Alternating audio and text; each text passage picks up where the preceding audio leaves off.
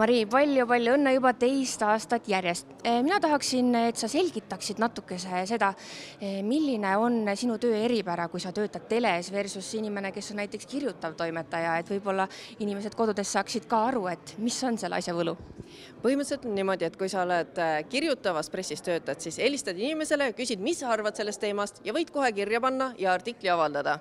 Meie sellel hetkel, kui me oleme saanud teada, et mis see inimene siis arvab, siis me küsime, see on väga huvitav mõte, aga kuidas oleks, kui me nüüd satuksime koos kaameratega seda asja salvestama, et millal sa oleksid vaba, siis me hakkame seda aega otsima, siis me salvestame seda, see lihtsalt kõik võtab väga palju rohkem aega. Aga sisulise poole pealt ka, sa pead ju jälgima seda, et see lugu visuaalselt ja ütleme pildiliselt ka lahti rulluks, mitte ainult sõnades, et kas selle poole pealt on ka mingisugust ekstra tööd? Õnneks ei ole see minu tööülesanne, meil on tiimis väga häid inimesi, kes visuaalse poole pealt hoolitsevad ja režissöör Margus Talvikut tahaks siinkohal tervitada ja Margus Jõemägi ja meil on operaator Ain Lepp ja nemad on siis visuaalse poole pealt hoolitsevad, et mina ei pea selle peale mõtlema. Aga kui sellise tundlike teemadega tegeleda, siis teinekord võib juhtuda niimoodi, et endal jääb ka võib-olla mõneti selline negatiivne tunne mõne kohtumisest inimesega.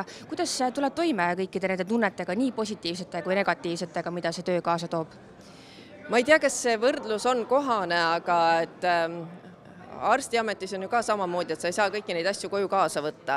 Et mina olen töötanud ajakirjanikuna terve oma täiskasvanu elu 25 aastat, et ma olen harjunud sellega, et ühel hetkel ma pean otsustama, et nüüd on see kell, millal ma enam ei mõtle selle peale. Nüüd ma tegelen muude asjadega ja siis, kui algab uus tööpäev, siis jälle. Aga õnneks on mul väga pädevad toimetajad selles osas käepärast võtta, et meil on Kaarel Petersoo ja Piret Tali, kes aitavad nagu kogu aeg läbi mõelda neid asju, et me oleksime õigel rajal.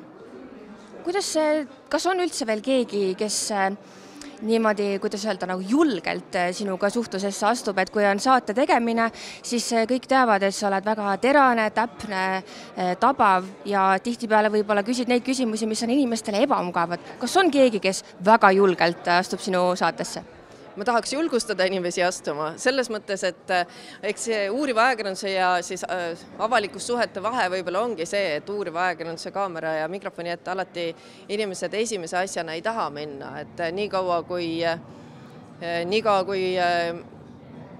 meid võib-olla mõnevõrra nagu mõeldakse, et mis see täpselt see teema on, siis me teame, et me teeme ajakirjandust ja ei korralda suhteid.